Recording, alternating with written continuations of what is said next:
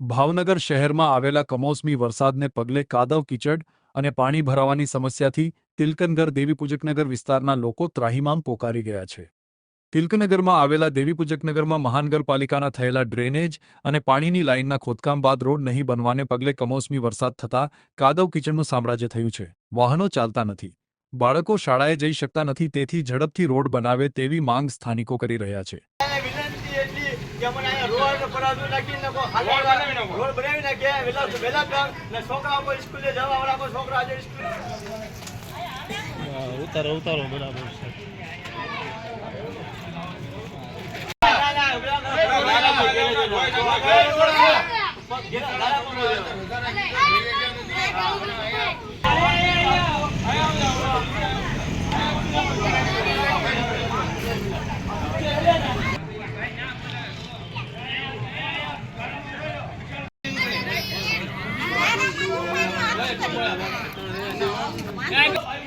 पानी ની અંદર કરી જા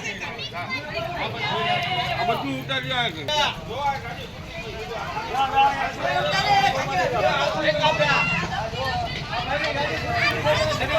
મારું નામ ડાભી ભાવેશભાઈ ધીરુભાઈ છે। અહીંયા તિલકનગર વાઘરીવાસ દેવી પૂજક નગર છે। તમે જોઈ શકો છો કે અહીંયા માણસને ચાલવાની કેટલી તકલીફ પડે છે। કોઈ માણસ ચાલી નથી શકતા, ગાડી નથી નીકળતી અને છોકરા નિશાળે નહીં જઈ શકતા, ચાલે છે તોય પડી જાય છે। તો આ સરકારને, તંત્રને કાંઈ આ રોડનું કાંઈ નિવારણ કરવું જોવે। આ આટલા થોડાક વરસાદથી જો આટલું થઈ જતું હોય તો આવવાના ચોમાસામાં આ પરિસ્થિતિ કઈ થશે રોડની। મારું નામ પ્રદીપભાઈ છે, બાપાનું હરજીભાઈ છે। અમારા દેવીપૂજક વિસ્તારમાં આ ગટરનું કામ ને આપણે પાણીની લાઈનનું કામ કરી ગયા છે। તો એક મહિનાથી સખત અહીંયા કામ કરીને ગયા છે। ગારો કિચડ ને કાલે કોમર્સી વરસાદ પડ્યો એની હિસાબથી તકલીફમાં ઘણા બધા માણસો મુકાઈ ગયા છે। છોકરા સ્કૂલે જાય નથી ગયા। તો અમે સાહેબના શ્રીને કોઈ બી હોય સરકારને વિનંતી કરીએ છીએ કે અમારે જલ્દીમાં જલ્દી જેમ બને એમ કોઈ હાલચાલ થાય, કોઈ રસ્તો સારો થયો વિનંતી કરી। મારું નામ ભોળાભાઈ સુરેશભાઈ વણોંદિયા છે।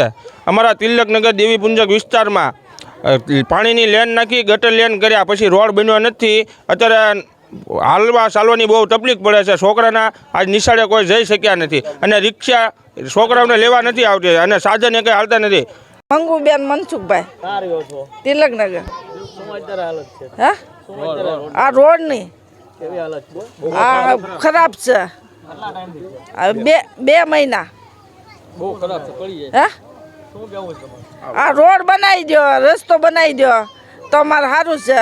અને માણા પડે છે, પબ્લિક નથી નીકળી શકતા, વાહન નીકળતું નથી અને છોકરા નિશાળે જઈ શકતા નથી, બકાલું વેચવા જઈ શકતા નથી, લારી નથી નીકળતી, કાંઈ નથી નીકળતું।